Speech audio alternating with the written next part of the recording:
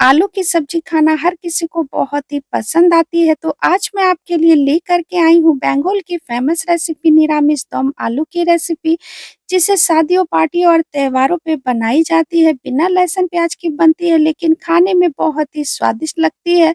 एक बार आप मेरे इस तरीके से इस निरामिस दम आलू की रेसिपी को ट्राई कर सकते हैं। बनाने में आपको बहुत ही कम समय लगेगा, खाने में ये बहुत ही स्वादिष्ट लगती है। तो सबसे पहले यहाँ पे मैंने एक मिक्सी के जार में 2 मीडियम साइज के टुकड़ों में कटे हुए टमाटर ऐड की है। टमाटर की क्वांटिटी आपको थोड़ी-सी ज़्यादा रखनी है। साथ में यहाँ 2 हरी मिर्च, 4 से 5 काजू और 2 इंच अदरक का टुकड़ा, 1 टेबल स्पून मेलन सीड्स, साथ में थोड़ा-सा पानी ऐड करके जार का ढक्कन लगा करके बिल्कुल फाइन पीस करके तैयार करेंगे। और ये आप देख सकते हैं यहाँ पे मैंने बिल्कुल फाइन पीस के तैयार कर लिया है। इसे रखते हैं साइड पे। अब इसके लिए एक मसाले की तैयारी कर लेते हैं। पैन में यहाँ पे 1 टेबल स्पून साबुत धनिया, 1 टेबल स्पून जीरा, 8 से 10 काली मिर्च, 2 हरी इलायची, 2 लौंग, आधी इंच दालचीनी का टुकड़ा, 1 सूखी लाल मिर्च और 1 टेबल स्पून खसखस, जिसे पॉपी सीड्स भी कहते हैं। अब चलाते हुए लो फ्लेम पे अब मसाले को अच्छे से भून लेंगे। और ये लीजिए, मसाले अच्छे से भुन चुकी है। गैस के फ्लेम को ऑफ करेंगे और ठंडा होने के बाद इसे मिक्सी के जार में ऐड करके जार का ढक्कन लगा करके अब हम इसे बिल्कुल ही फाइन पीस करके तैयार करेंगे।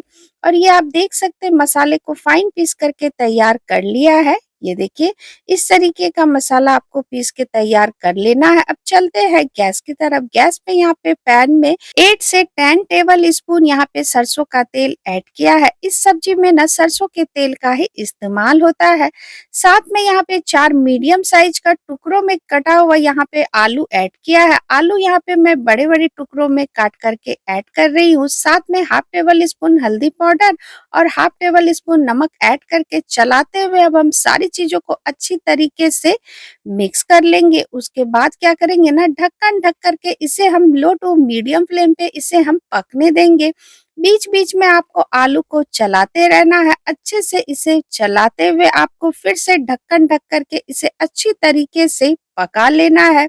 ये आप देख सकते हैं बीच-बीच में यहाँ पे मैंने इसे चला लिया है। ढक्कन ढक करके फिर से यहाँ पे मैंने इसे रख दिया है। 4 से 5 मिनट के बाद फिर से ढक्कन हटा करके वापस से यहाँ पे मैंने एक बार इसे चला लिया है। ये आप देख सकते हैं कि आलू अच्छे से पक चुकी है। ये देखिए, इतना ही आलू को आपको फ्राई कर लेना है। इसे अब एक थाली में ट्रांसफर कर लेते हैं। ये सब्जी इतनी स्वादिष्ट बनती है ना कि मैं क्या ही बताऊँ। सारे आलू को यहाँ पे निकाल लिया है। बचे हुए तेल में यहाँ पे मैंने हाफ टेबल स्पून जीरा, 1 बड़ी इलायची, 1 तेजपत्ता, 1 सूखी लाल मिर्च ऐड की है।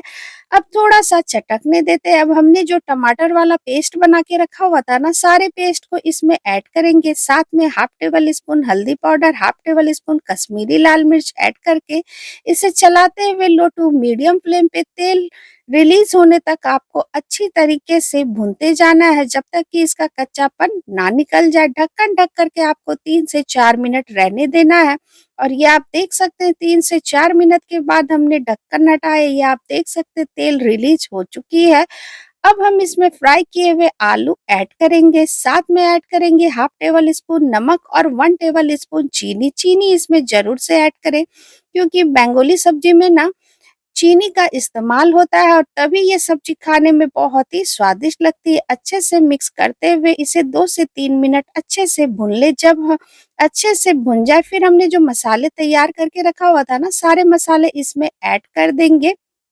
उसके बाद गैस के फ्लेम को लो करके अब इन मसालों के साथ आलू को अच्छी तरीके से 2 से 3 मिनट आपको भून लेना है। और ये आप देख सकते हैं निरामिस दम आलू बनके बिल्कुल ही तैयार है।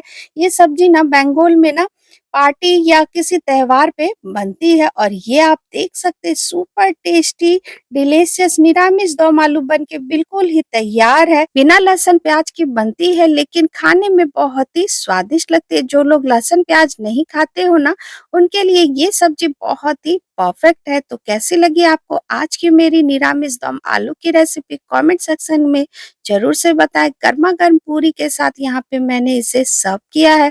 इसके साथ आप बसंती पुलाव भी खा सकते हैं। वीडियो पसंद आई हो तो एक लाइक कमेंट्स करना बिल्कुल भी मत भूलें। आप मुझे फेसबुक और इंस्टाग्राम पे भी फॉलो कर सकते हैं। ये आप देख सकते हैं जितनी ये टेम्पटिंग लग रही है ना, खाने में उतनी ही स्वादिष्ट लगती है। एक बार ज़रूर से इस रेसिपी को ट्राई कर सकते हैं। तो बहुत जल्द मिलती हूँ नई वीडियो में नई रेसिपी के साथ।